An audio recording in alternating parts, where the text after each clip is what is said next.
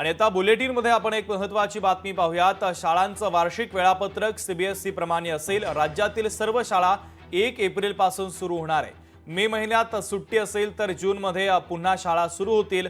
मंत्री दादा भुसे यांनी विधान परिषदेमध्ये माहिती दिलेली आहे।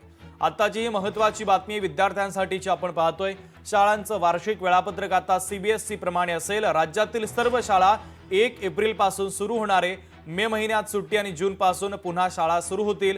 मंत्री दादा भुसे यांनी विधान परिषदेत माहिती दिली आहे। येणाऱ्या शैक्षणिक वर्षामध्ये पहिलीला आपण सीबीएसई पॅटर्न अडॉप्ट करणार आहोत। वर्षभर आपण त्याची तयारी करणार, कारण त्याच्यामध्ये दोन गोष्टी आहेत। जे विद्यार्थी आता दुसरीला, तिसरीला, चौथीला, पाचवीला जे कोण आहेत त्याला आत्तापर्यंतचं त्याचं शिक्षण आपल्या रेग्युलर पॅटर्नमध्ये आणि मध्येच त्याचा जर संपूर्ण आपण सगळ्या वर्गांचं जर आपण चेंज केलं तर त्या विद्यार्थ्यांना पण ते अडॉप्ट ते करू शकणार नाही। लोकशाही मराठी ऐका, पहा, जागरूक रहा।